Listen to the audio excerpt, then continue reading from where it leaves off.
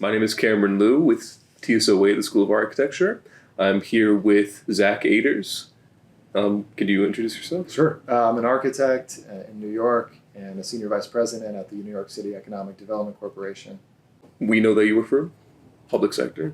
What is public architecture, and how did you get into the industry? Yeah, public architecture is a different role than the typical architecture track, where a public architect is one that is the interconnection point of all the most critical parties of a project, from the owner agency for which you're building, the architect, the contractor, and your key consultants. And so the public architect is the one that has to ensure that everything is delivered on time, on budget, and meets the needs of all the stakeholders, from the agency to the community itself.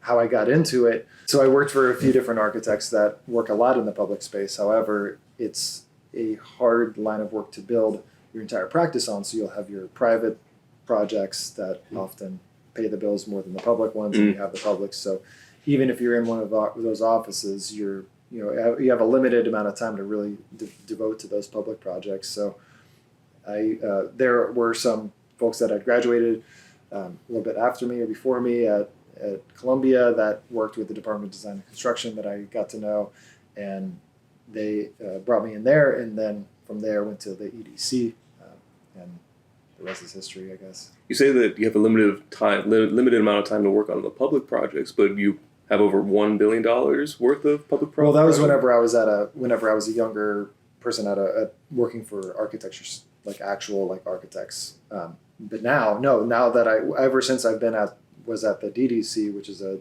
agency for the city of New York, and now at EDC, all I do is public projects. So that was where I was able to really, now I can devote all of my time to this, and what made such a great difference.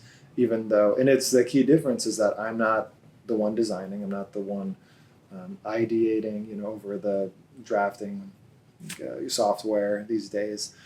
That is, a real multidisciplinary effort the more as time goes on. And we oversee the design, and we set the goals. We really ensure that they're delivering on what the public needs. But it's a key difference that people have to understand, that a public architect is not the design architect. Got it. I mentioned yesterday after the lecture that sometimes you have to choose your battles when it comes to picking work. Do you feel that struggle anymore that now you're with the EDC? Or are you satisfied with the intentionality of all of the projects that you've been working on? Yeah, I'm satisfied because the EDC is in a really unique position. As I mentioned, DDC, the Department of Design and Construction for the City of New York, they are the city's main arm of building. And so that they have, whenever there's a boiler replacement needed in any city-owned building, or as simple as that, or a roof replacement, a lot of less exciting projects they have to do. Many reasons I moved to EDC, but a big one is that all of the high priority public projects come to EDC because we're able to deliver it a lot faster. We don't have the same procurement rules, meaning we can be a lot flexible in how we contract to contractors in a way that is much faster. So we can build projects in much shorter time periods. Because you've really established this web of consultants and stakeholders and architects to kind of streamline this process, right? Yeah, over time we have the freedom to really determine the way that we deliver projects. So it's a ever evolving way, and we're always trying to improve it, trying to get faster and more accurate and more cost effective. But yeah, essentially, yes, we have developed this system of using a CM model, a construction manager, who oversees the contractors, a design team, whether it's architect-led or designer-led, and then a couple other key consultants. But those are our big two, and we've got a pretty streamlined system to get projects through.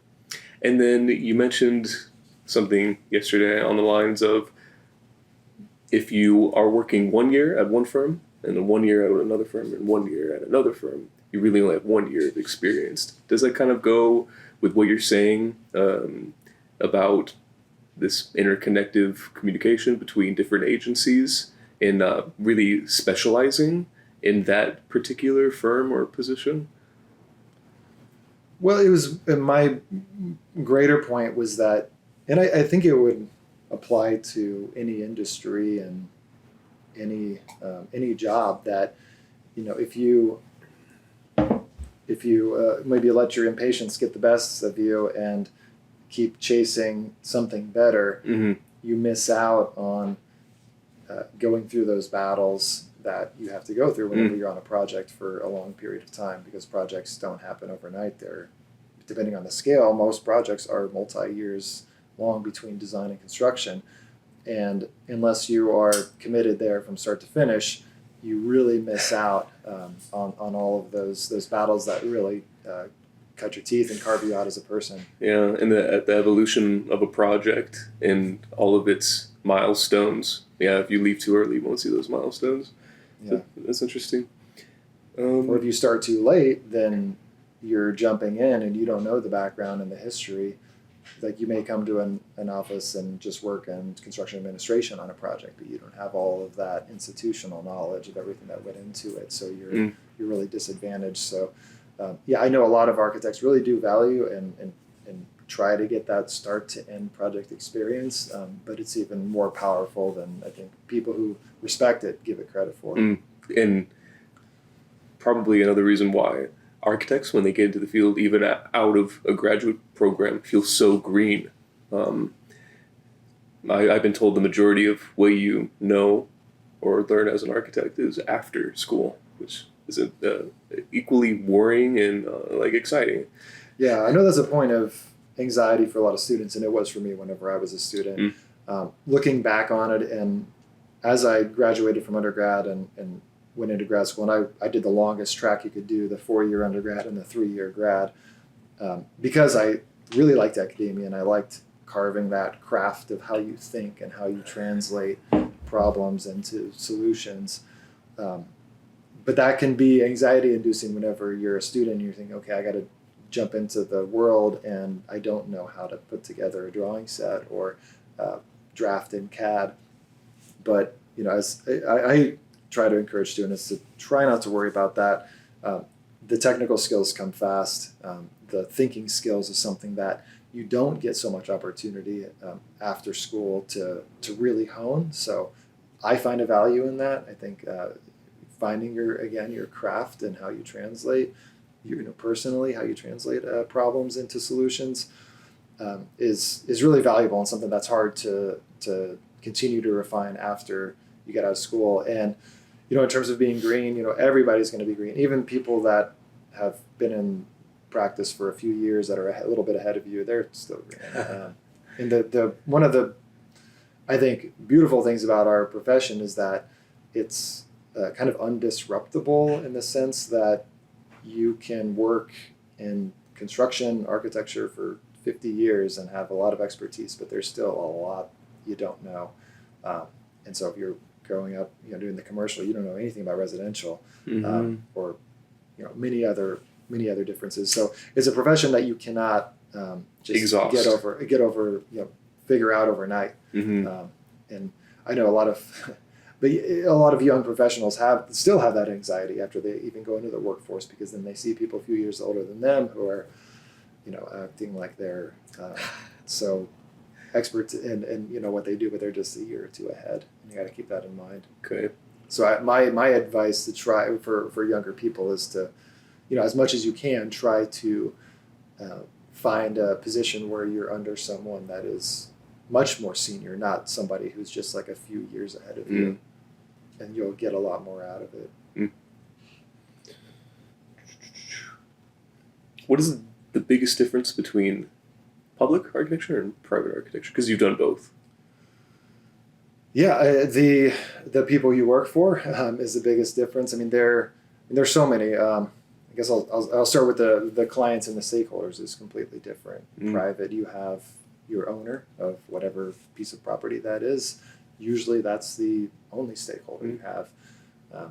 With the public side, you have the community, you have design commissions or preservation commissions, And then you also have additional regulatory requirements on public projects, many of which is around sustainability, which is a great thing.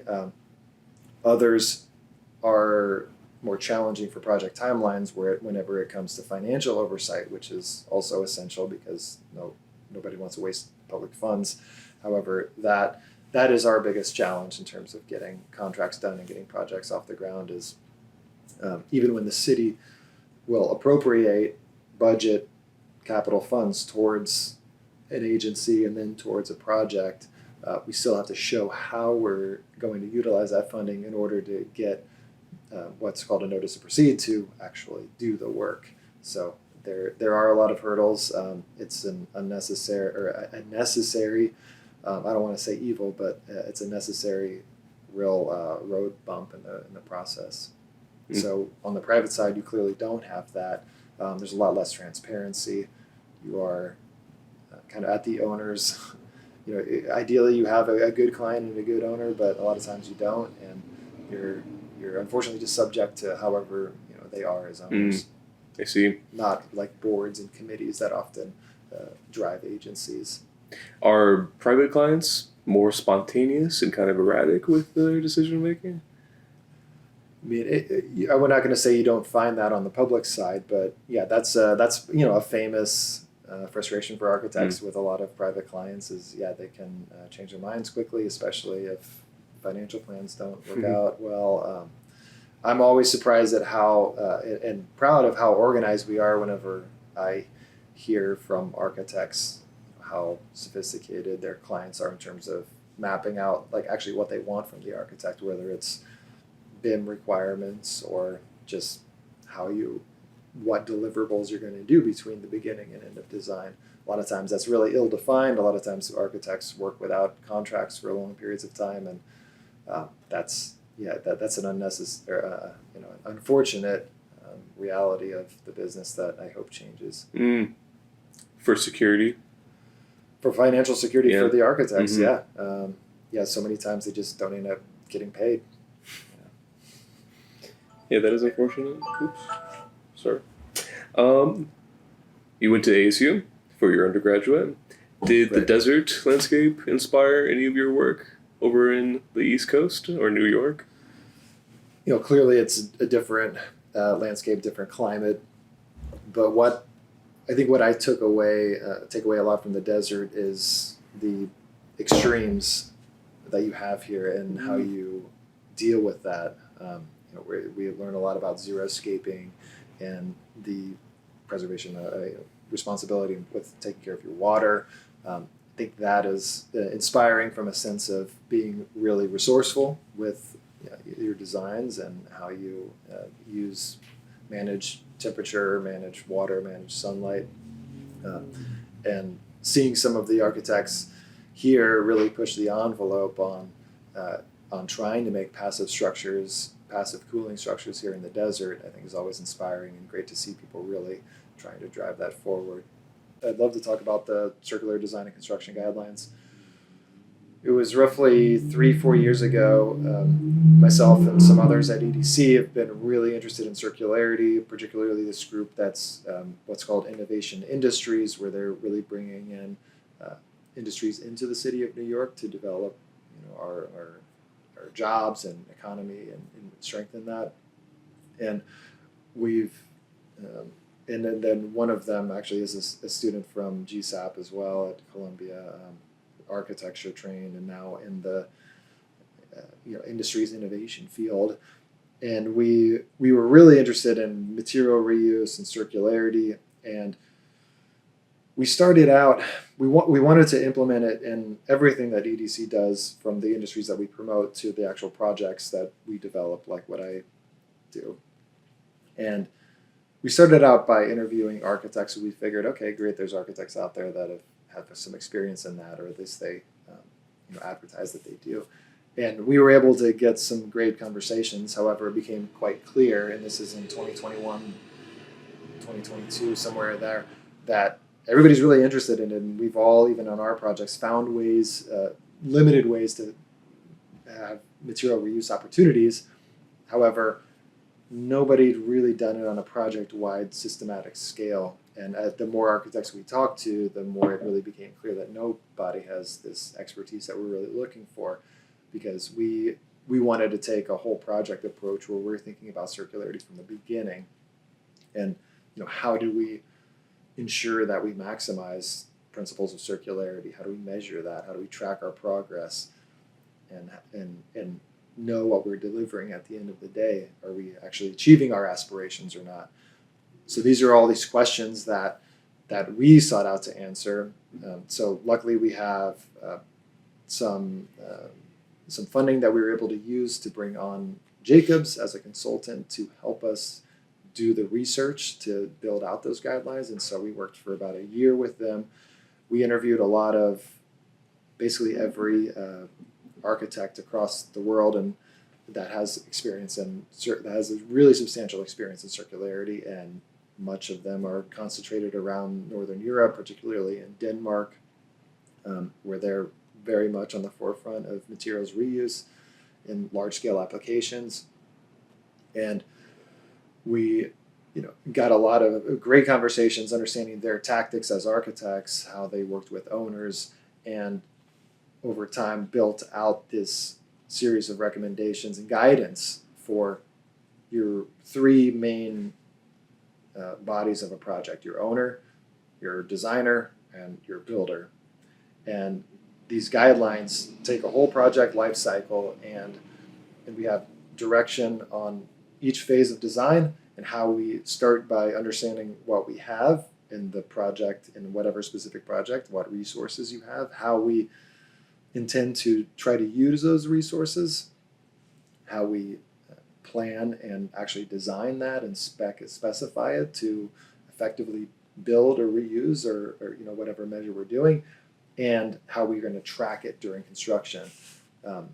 It follows a little bit of a model, kind of like LEED, where the architect is doing the tracking and the contractor is doing the reporting, and now we have this system, and we were building it out for ourselves, which is usually find, like, if somebody's doing something for themselves, you find the most really in-depth and well-produced things. And we wrote them in a way that anyone could apply them to their project, whether you're a public agency or a private owner. You mean that you can get really detailed because you knew that you were going to use them yourself? Is that what you were saying? You wanted it to be as useful to you as possible? Yeah, we wanted to have this system of ensuring that circularity measures are implemented in our projects, and that we can measure it and point to a result and know, okay, we achieved this embodied carbon savings, or we were able to divert X tons of material from landfill into our project or another project or wherever. We have a great base, I think, and it's a living document, and we're improving it. In our first pilot project, which was a $1 billion educational facility and public space, is giving us a lot of great insight on applying these, and has brought up a lot of questions that we never even imagined at the time of drafting them. So these next iterations are going to be incredible and really making the process more efficient. And thanks to our initial architects, Statner Architects, Eniad Architects, Burrow Happold, Skanska, they are really on the front lines and are the ones that are breaking through the first wall. None of us are claimed that we're doing anything really new here. You guys we just walked around the site here, and you guys are applying circularity principles in real time. The same exact things that we're trying to do. You have materials. How do you utilize them to build structures that you're otherwise not creating new materials? Would you say it's codifying it? What do you mean? Like it's standardizing circularity? Like it's codifying a process. Okay. And you need a process in order to ensure that you're really meeting the goals and not simply just finding opportunities like what we used to do. Like, okay, well, like the Battery Park project, for example, on Lower Manhattan, where we rebuilt the waterfront there were these granite pavers, and everybody said, hey, these are wonderful. We cannot throw these away. What year was that? Reuse them. It's just finishing construction. Oh, just finishing, yeah, okay. Yeah, so it's a very new project. So they reuse a lot of these granite pavers as wall applications and others, but that is an example of one opportunity that we capitalize on. Is it enough for architects to promote humanitarian, equitable architecture in their own work, or do you think architects need to call out harmful work when they see it? So yeah, what do you mean by call out? To not be complacent, to actually point at a process, or point out how specific architecture is negatively impacting the people around it, the environment, the occupants. Mm-hmm. Maybe it's for a service or an operation that is. So maybe advocacy might be a good word for that. Mm-hmm. Yeah, I think advocacy is essential, and people need to find their voice and use it. And it's a combination of doing constructive protest, where you're focusing a lot on setting an example. I think we're talking about a great example, rather than pointing out deficits or harmful things, which is important, but yeah, it needs to be done in a constructive way, or it may make the situation worse. But I think setting a great example and showing that is the most powerful way to enact change, and of course advocating in a lot of ways. And there are instances where you do need to protest certain projects or the implementation of different things that may be harmful to a culture or a society, an ecology, any number of harmful things that some development does. But yeah, I think setting the example, which is what we're trying to do, and showing others that you can achieve these ecological measures or beneficial measures to communities without adding costs, without adding hassle. And at the end of the day, you get more ownership by the community, the people, and more support of what you're doing. You said, don't chase passions, commit to problems. Does this philosophy need to be integrated into common architectural education? I wish it would become integrated into all education, not just architects. I think everybody should really focus on that, because when you don't focus on the problem and you think maybe a little too much about career path or what you're showing for it, or initial results, Prestige. It can lead you down paths that distract you from the impact that you can make. And this isn't an original idea. It's been popularized by many across history. Most recently, David Brooks, who writes for the New York Times and writes books, really advocates this idea of vocation, of not focusing on passion, but focusing on the problems that you want to address. And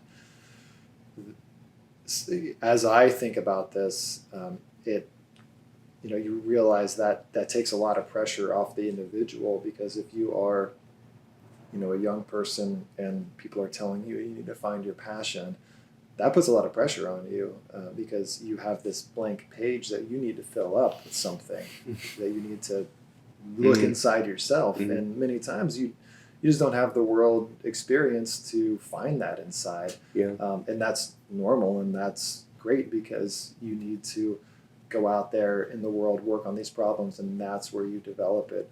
Whenever you find a problem and you devote and commit yourself to it and have consistent, small, incremental steps on it, and over time you all of a sudden look up and you've got real results that you've made. When you make the choice to be an architect, you have to realize the powerful decision that you're making to enter into this arena of that is not neutral, and it's not black and white, of how you carve, how you form, how you craft space in ways that respond to problems. There's going to be give and take, and you have to balance out the priorities, whether it's to the users, community, to the public, how you use your voice to elevate the history, elevate the voices that you choose to to craft a solution to a problem. and realizing, as I think you do, it's not a neutral process, and something that you bring your own personal experience and orientation to. Mm-hmm. Um, this kind of ties into what we were just talking about. Architecture is a fine art that has the power to literally shape the world around us. Do you get anxious at the idea of the impact your designs may have on the public? No, I don't, and that is, yeah, the so when you say anxious, give me a little bit more context. So this is this is like so much projecting on my part, but it's it's kind of tied with the concept of like you can't win them all. Like no matter how much good you intend to do, it'll always be like impacting someone negatively in some like very un unforeseen way. Yeah. And that just the power that the architect has to create that environment, it holds a lot of weight for me. So I get a little anxious. Yeah, I mean, I think the how I've connected to the problem that I want to solve removes that anxiety, because I know I'm working to do everything I can to maximize the benefits. Mm. I would say I would replace the word anxious with disappointment. There are always going to be disappointment because of the trade-offs, like what you're talking about. There's always going to be something that you have to give up. We don't have unlimited public funding, unlimited resources in terms of like physical resources, especially in the city of New York, to do everything perhaps you'd like to do. And so it is. There are disappointments there. However, we work with a lot of multidisciplinary teams of professionals that are incredibly dedicated uh, and support the team in a way that luckily there isn't a lot of anxiety in that sense. And maybe it's the on the public side it's so multidisciplinary, so many different stakeholders, so many voices contributing to the end goal, that you kind of don't really have the individual power to even give you that ability to have some anxiety over your impact, because your impact in a good way is limited and it's part of a larger group, working towards one goal. Mm. Right. I because it's so shared, right? Yeah. Yeah, whenever you're The doing a public responsibility. projects, the process of delivering public projects is done in a way that the public and various arms within the agencies weigh in on the product to ensure that it's something that really responds well to the public's needs and makes great use of public funding. Well, thank you, Zach. It's been wonderful talking to you. Yeah, Like, absolutely. I don't know if I've met an architect your caliber, and I really aspire to be a public works architect. Pretty much like my whole career, I wanted to like design museums and spaces, and I've been told that there's a limited availability of projects that are on that caliber. But it seems like you've found your niche and um, have been able to create an environment where it's prominent and supported, and maybe I can do something like that here in Arizona. Yeah, absolutely. Part of what I love talking to students is making them aware of this career pathway that's not in the typical architecture office. There are ways to make impact. There are ways that really many different positions that benefit from design thinking, from architectural thinking, and that problem solving ability that you have coming out of architecture schools. That really can make the public projects and what we deliver for the broader good much more effective and much more connective. And then, last but not least, do you have any advice for aspiring students or architects that we haven't already gone over? Yeah, I'm not sure that we taught. I mean, what I keep saying and keep repeating is finding the problem, but I want to be clear, like your problem or another student's problem may not have anything to do with public architecture or even the public. You may be someone that is just passionate about technology, and your problem could be, hey, how can we use technology to make our projects less costly, more effective, more impactful, and what your pathway is leading to, be a BIM developer or something. I think whatever it is, you see the most effective people out there have real solid connections to the problem that they're working on. So that's the biggest piece of advice that I like to give students is, finding your problem and dedicating yourself to it. And whenever you craft a problem, a lot of times you may, for example, I may say, well, I'm working on great projects that deliver great public spaces. That's not a problem. That is a solution.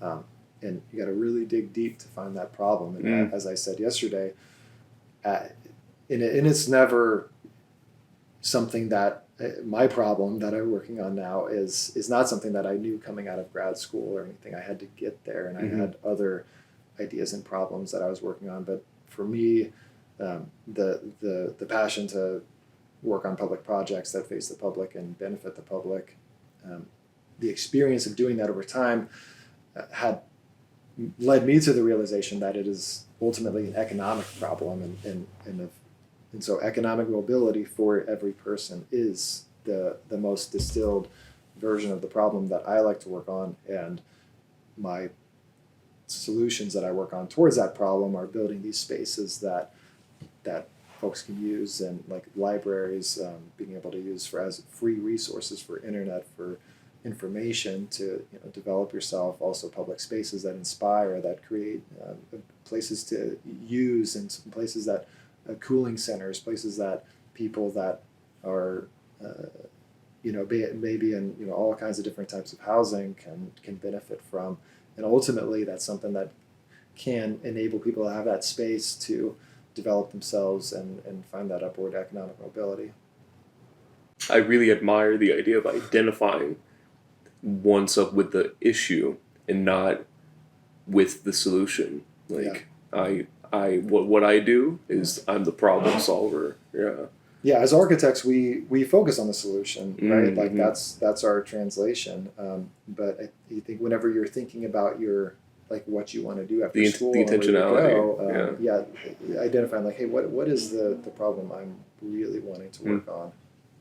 Well, thank you for your time. Thanks. It's been wonderful. Thank you. Yeah, it's an honor being here. Thanks for having me.